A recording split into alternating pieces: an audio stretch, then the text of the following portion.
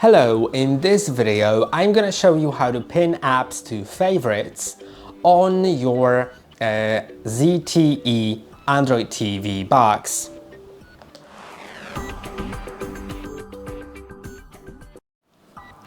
To pin apps to favorites, you can see in my favorite apps on the home page. Here is the home page. There are different pages at the top, and the home page has favorite apps option. If you have more apps than just your favorites, you can see I have YouTube Music, for example. If you want to pin it, go to Home, go to Favorite Apps and go to the plus on the right side. Then select the app that you want to pin. Now it is pinned. If you want to unpin an app, select it, press and hold on the OK button. Then you can either move it. Let's move it.